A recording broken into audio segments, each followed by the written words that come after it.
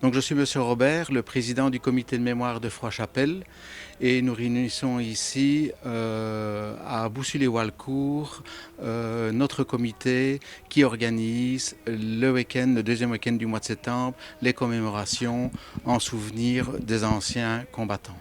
Quel est le but de cette organisation? Alors le but c'est de se souvenir du sacrifice que nos anciens en 14-18 et en 40-45 ont fait pour que nous puissions garder nos libertés. Alors les activités se déclinent en deux phases. La première, c'est pour les écoles.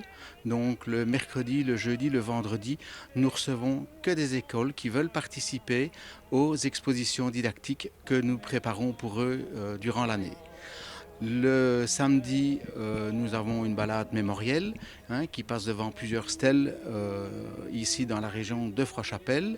Et le dimanche, nous irons inaugurer au SPIN à Boussy-les-Walcourt un nouveau monument que nous avons préparé à l'occasion de cet anniversaire. Chaque croix du chemin n'entend qu'un chant divin. C'est quoi votre activité ici? Alors en fait ici, je suis en activité avec les enfants. Je leur explique globalement ce que c'est que la résistance, donc la création de la résistance, ce que c'est qu'être résistant, comment est-ce qu'on vit, comment est-ce qu'on s'arme, comment est-ce qu'on mange, et finalement les risques qu'on peut encourir à être résistant. Alors ce projet est important parce que c'est vraiment les enfants la cible. Beaucoup de gens font des camps pour montrer leur armement, montrer leur équipement.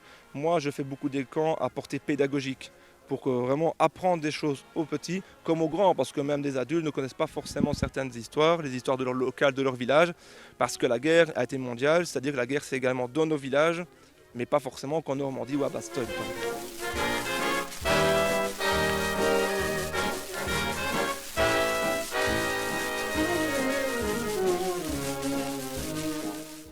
Pourquoi trouvez-vous ça important, ce genre d'événement?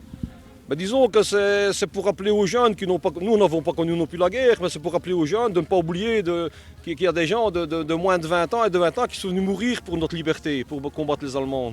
On touche tout le public. On a vu ici, avec les écoles, on a vu des écoles, des enfants depuis 5, 6, 7 ans, des écoles primaires et gardiennes, jusqu'au secondaire, et tout un public de villageois, des gens de pas d'âge, je veux dire, jusqu'à 80, on a parlé avec des messieurs de 85 ans tout à l'heure.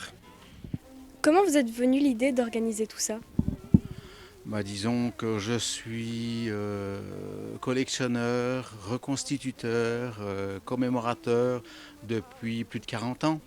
Donc au fil des ans, la passion s'est affinée et s'est tournée vers les enfants parce qu'on trouve que les enfants ne sont pas assez au courant des événements qui ont eu lieu en Belgique, en France, en Allemagne, en Hollande, au Luxembourg.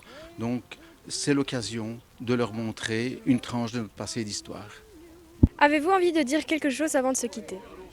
On a de la chance avec le temps, tout le monde est content, tout le monde est heureux et bienvenue à tout le monde, quoi. Merci beaucoup. Merci à vous.